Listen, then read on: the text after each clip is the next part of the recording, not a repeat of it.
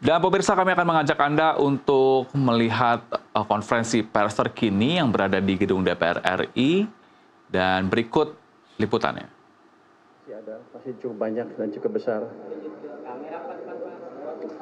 Soal peta jalan yang tadi kita pasain, gimana sih Pak soal peta jalan itu?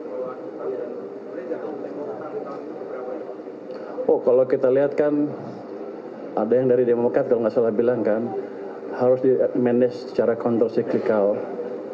Artinya antara dia bilang harus di manage secara bijak dan countercyclical, dalam pengertian gini, kalau ekonominya kekencengan ya nggak usah kebanyakan utangnya, tapi kalau ekonomi butuh stimulus ya kita kasih stimulus dari ekonomi, dan mungkin dalam hal itu akan harus menambah utang. Jadi itu utamanya. Jadi batas-batas utang itu harusnya nggak rigid, tapi tergantung pada kondisi ekonomi. Tapi kalau saya lihat ke depan, harusnya kita nggak akan terpaksa menambahkan utang lebih, karena saya akan mendorong pertumbuhan ekonomi lebih cepat, sehingga dengan kondisi yang dengan APBN yang sama, saya akan mendapatkan pertumbuhan ekonomi yang lebih cepat dan pendapatan pajak yang lebih tinggi. Jadi harusnya saya tidak akan ngutang terlalu besar. Mungkin saya perkirakan ada kemungkinan utang yang saya terbitkan tidak akan sebesar yang ada di APBN.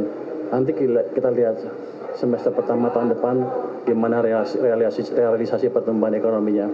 Saya pikir dengan memanage uang yang betul, yang baik, di mana uang pemerintah tidak mengganggu ekonomi, itu aja udah tambahan sedikit yang signifikan ke pertumbuhan ekonomi, dan otomatis ke pendapatan pajak kita. Kalau saya nggak salah itu setiap tumbuh 1%, tambahan tumbuh 1% ekonomi, saya dapat tambahan income sekitar 220 triliun atau lebih. Jadi itu yang kita kejar. Kalau tambah 0,5%, income saya tambah 110 triliun. Jadi itu yang kita kejar nanti. Pak Burbaya, terkait dengan defisit, kan sebelumnya... Maaf tadi duluan Pak. Iya, Pak, izin, kan terkait defisit sebelumnya Presiden menargetkan untuk 0% 2 tahun ke depan. Tapi kita lihat APBN yang tahun depan ini angkanya justru naik dari 2,48 jadi 2,68. Nah, ini gimana caranya supaya bridgingnya nanti bisa 0%, Pak? Karena market juga butuh kepastian kan soal itu.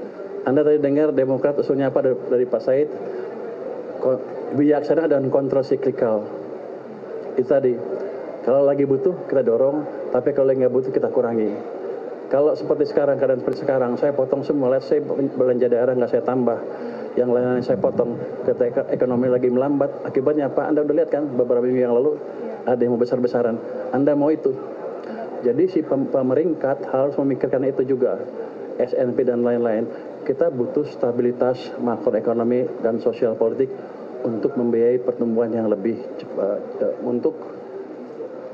untuk memberi ruang bagi ekonomi untuk tumbuh lebih cepat. Kita lebih sedikit sekarang nggak apa-apa, toh masih di bawah 3%, kita jaga di bawah 3% kan. Jadi masih amat prudent.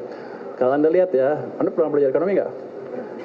3% dan 60% itu berasal dari Maastricht Treaty, ikutan dari Eropa ya. Katanya itu adalah pegangan yang paling strict di dunia. Rasio utang ke PDB nggak boleh dari 60%, rasio defisit ke PDB setiap tahun nggak boleh di atas 3%. Kita masih memegang itu dengan baik sekali, walaupun keadaan seperti sekarang ya, dengan masukan Pak Said dan Pak Yadi juga seperti itu. Kalau Anda bandingkan dengan Eropa gimana? Jerman aja udah hampir 100% ke PDB. Amerika 120% lebih, Jepang 250% misalnya. Kita amat prudent.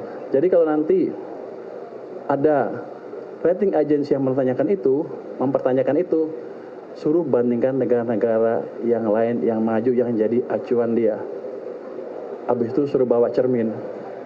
Tapi target 0%-nya, Pak, Ya. arahan. Gimana? Tapi kalau target 0% yang diarahkan Presiden itu cara bridging supaya... Kita lihat keadaan, kalau mungkin ya mungkin. Saya sedang mencoba mengefisienkan, mengefektifkan pajak dan lain-lain dalam 1 tahun ke depan.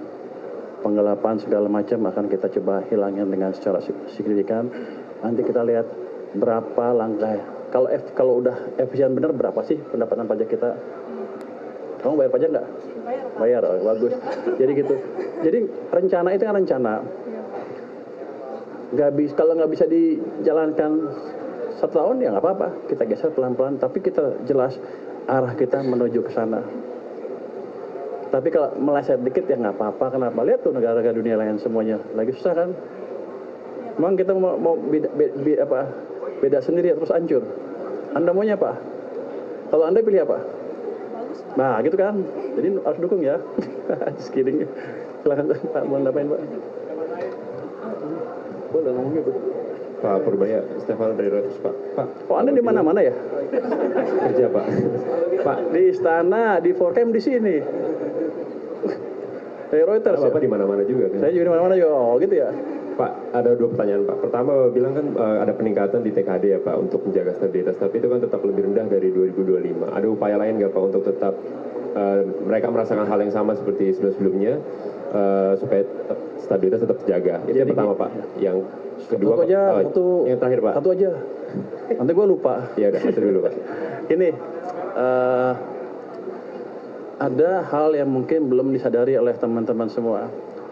TKD turun, tapi belanja ke daerahnya nggak turun, naik. Jadi dialihkan ke program pemerintah pusat yang dibelanjakan di daerah. Tugas perbantuan, ya. Tugas perbantuan namanya. Itu totalnya mencapai 1.300 triliun dibanding tahun lalu berapa? 1.360. Tahun lalu berapa? Tahun lalu berapa? Tahun lalu hanya 900. Nah, tahun lalu 900, sekarang 1.367. Jadi naiknya 400 triliun sebetulnya secara total di daerah nggak kurang. Cuman kan tetap aja ketika Pemda atau desa kabupaten dan daerah susah menjalankan program, ya mereka agak terganggu seperti kemarin. Tapi secara manfaat tidak kita kurangin. Yang saya lakukan ke depan adalah memastikan yang 1.367 tadi betul-betul dibelanjakan tepat waktu. Jadi kita tidak melupakan ekonomi daerah. Pak Said memastikan saya memperhatikan itu. Jadi bos saya sama saya terus, jadi aman lah. Siapa ya? Pak, yang kedua itu Pak mengenai berbagi dulu deh sama kawan-kawan. Yang lain ya? Yuk. Dari saya apa sih ya? Kemarin kan raker sudah kemarin. Ayo. Kawan-kawan semua terima kasih. Hari ini APBN kita untuk tahun 2026 sudah selesai disetujui dalam sidang Dewan Paripurna.